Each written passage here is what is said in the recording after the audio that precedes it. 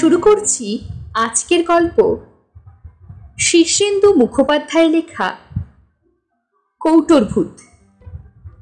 জয়তিলক বাবু যখনই আমাদের গায়ের বাড়িতে আসতেন তখনই আমরা হঠাৎ ছোটরা ভারী খুশিয়াল হয়ে উঠতুম। তখনকার অর্থাৎ প্রায় ৩০-৩২ আগের পূর্ববঙ্গের গাগঞ্জ ছিল আলাদা রকম মাঠঘাট, খাল, বিল, বন জঙ্গল মিলে এক আদিম আরণ্যক পৃথিবী। সাপ, খুব জন্তু জানোয়ার তো ছিলই, ভূত প্রেতেরও অভাব ছিল না, আর ছিল নির্জনতা। তবে আমাদের বিশাল যৌথ পরিবারে মেলা লোকজন, মেলা বাচ্চা কাচ্চা। মেয়ের সংখ্যাই অবশ্য বেশি, কারণ বাড়ির পুরুষরা বেশিরভাগই শহরে চাকরি করত, আসতো কালে ভদ্রে। বাড়ির সামাল দিত দাদু টাদু গোছের বয়স্করা। বাবা, কাকা, দাদাদের সঙ্গে বলতে কি আমাদের ভালো পরিচয়ই ছিল না, তারা প্রবাসে থাকার দরুন। বাচ্চারা মিলে আমরা বেশ হই হুল্লোড় বাজিতেই সময় কাটিয়ে দিতাম। তখন পড়াশুনোর চাপ ছিল না, ভয়াবহ কোনো শাসন ছিল না, যথেষ্ট স্বাধীনতা ছিল। কিন্তু অভাব ছিল একটা জিনিসের, আমাদের কেউ যথেষ্ট পাত্তা বা মূল্য দিত না। জয়তিলক বাবু দিতেন। আত্মীয় নন, মাঝে মধ্যে এসে হাজির হতেন, কয়েকদিন থেকে আবার কোথায় যেন উধাও হতেন। যে কয়েকটা দিন থাকতেন বাচ্চাদের গল্পে আর নানা রকম মজার খেলায় মাতিয়ে রাখতেন। মাথায় টাক, গায়ের রং কালো, বেটে, আটো গরম আর পাকা গোফ ছিল তার।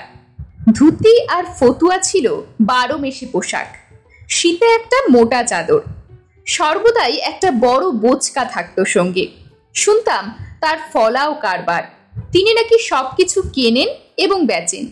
যা পান তাই কেনেন, যাকে পান তাকেই বেচেন, কোনো বাছাবাছি নেই। সেবার মাঘ মাসের এক সকালে আমাদের বাড়ি এসে হাজির হলেন। হয়েই দাদুকে বললেন, গাঙ্গুলি মশাই, এবার কিছু ভূত কিনে ফেললাম।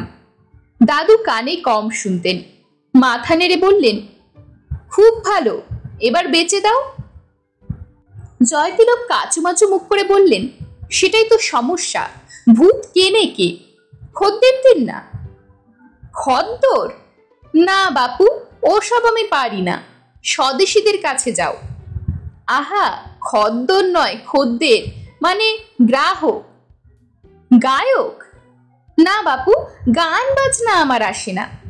জয়তিলক অগত্যা ক্ষান্ত দিয়ে আমাদের সঙ্গে জুটলেন। তিনি ভূত কিনেছেন শুনে আমাদের চোখ গোল্লা গোল্লা। ঘিরে ধরে ভূত দেখাও, ভূত দেখাও বলে মহা শোরগোল তুলে ফেললুম। প্রথমে কিছুতেই দেখাতে চান না, শেষে আমরা ঝোলাঝুলি করে তার গোফ আর জামা ছিঁড়ে ফেলার উপক্রম করায় বললেন, আচ্ছা আচ্ছা দেখাচ্ছি, কিন্তু সব ঘুমন্ত ভূত, শুকিয়ে রাখা। সে আবার কি? আহা, যেমন মাছ শুকিয়ে শুটকি হয় বা আম শুকিয়ে আমসি হয়, তেমনই আর কি, বহু পুরনো জিনিস। জয়তিলক তার বোচকা খুলে একটা জং ধরা টিনের কৌটো বার করলেন। তারপর খুব সাবধানে ভেতরে উকি মেরে দেখে নিয়ে ফিসফিস করে বললেন, বেশি গোলমাল করো না, এক এক করে উকি মেরে দেখে নাও, ভূতেরা জেগে গেলেই মুশকিল। কি দেখলুম তা বলা একটা সমস্যা। মনে হলো শুকনো পলতা পাতার মতো 4-5টা কেলে কুষ্টি জিনিস কৌটোর নিচে পড়ে আছে। কৌটোর ভেতরটা অন্ধকার বলে ভালো বোঝাও গেল না। জয়তিলক টপ করে কৌটোর মুখ এঁটে দিয়ে বললেন, আর না, এসব বিপজ্জনক জিনিস। বলা বাহুল্য, ভূত দেখে আমরা আদপেই খুশি হইনি। আমরা সিদ্ধান্ত নিলুম যে ওগুলো মোটেই ভূত নয়। জয়তিলক বাবুকে ভালো মানুষ পেয়ে কেউ ঠকিয়েছে। জয়তিলক বাবু মাথা নেড়ে বললেন, না হে, ঠকায়নি। চৌধুরী বাড়ির বহু পুরনো লোক হলো গোলোক, সারা জীবন কেবল ভূত নিয়ে কারবার। আর তখন শেষ অবস্থা, মুখে জল দেওয়ার লোক নেই। সেই সময়টায় আমি গিয়ে পড়লাম, সেবা টেবা করলাম খানিক, কিন্তু তার তখন ডাক এসেছে। মরার আগে আমাকে কৌটোটা দিয়ে বলল, তোমাকে কিছু দিই এমন সাধ্য নেই, তবে কয়েকটা পুরনো ভূত শুকিয়ে রেখেছি, এগুলো নিয়ে যাও, কাজ হতে পারে। ভূতগুলোর দাম হিসেব করলে অনেক, তা তোমার কাছ থেকে দাম নেবই বা কি করে, আর নিয়ে হবেই বা কি? তুমি বরং আমাকে 5 টাকার রসগোল্লা খাওয়াও, শেষ খাওয়া আমার। এই বলে জয়তিলকবাবু একটা দীর্ঘশ্বাস ছাড়লেন। আমরা তবু বিশ্বাস করছিলাম না দেখে জয়তিলকবাবু বললেন, মরার সময় মানুষ বড় একটা মিছে কথা বলে না। তবুও আমাদের বিশ্বাস হলো না, কিন্তু সে কথা আর বললুম না তাকে। দুপুরবেলা যখন জয়তিলকবাবু খেয়ে দিয়ে ভুঁড়ি ভাসিয়ে ঘুমোচ্ছেন, ঠিক সেই সময় আমি আর বিশু তার ভূতের কৌটো চুরি করলুম। এক দৌড়ে আমবাগানে পৌঁছে কৌটো খুলে ফেললুম। উপুর করতেই 5টা শুকনো পাতার মতো জিনিস পড়লো মাটিতে। হাতে নিয়ে দেখলুম খুব হালকা, এত হালকা যে জিনিসগুলো আছে কি নেই বোঝাই যায় না। ঘুরিয়ে ফিরিয়ে দেখে মনে হলো ওগুলো পাতা টাতা নয়, অনেকটা ঝুল জাতীয় জিনিস, তবে পাক খাওয়ানো, বেশ ঠান্ডাও। বিশু বলল, ভূত কিনা তা প্রমাণ হবে যদি ওগুলো জেগে ওঠে। তা জাগাবে কি করে? আগুনে দিলেই জাগবে, তবে ছ্যাঁকার মতো জিনিস নেই। আমরা শুকনো পাতা আর ডাল জোগাড় করে কিছুক্ষণের মধ্যেই আগুন জ্বেলে ফেললুম। আঁচ উঠতেই প্রথমে একটা ভূতকে আগুনের মধ্যে ফেলে দিলুম। প্রথমে একটা উৎকট গন্ধ উঠল, তারপর আগুনটা হঠাৎ হাত দেড়েক লাফিয়ে উঠল। একটু কালো ধোঁয়া বেরিয়ে এলো। তারপরই হঠাৎ করে অন্তত 5.5 ফুট উঁচু একটা কেলে চেহারার বিকট ভূত আমাদের সামনে দাঁড়িয়ে পড়ল। চোখ দুখানা কটমট করছে। ওরে বাবারে বলে আমরা দৌড়তে গিয়ে হোঁচট খেয়ে পড়ে গেলুম। পড়ে গিয়ে দেখলুম জ্যান্ত ভূতটা আর 4টে ঘুমন্ত ভূতকে তুলে আগুনে ফেলে দিচ্ছে। চোখের পলকে 5টা ভূত বেরিয়ে এলো। তারপর হাসতে হাসতে আমবাগানের ভেতর দিয়ে বিভিন্ন জায়গায় ছড়িয়ে পড়তে লাগলো।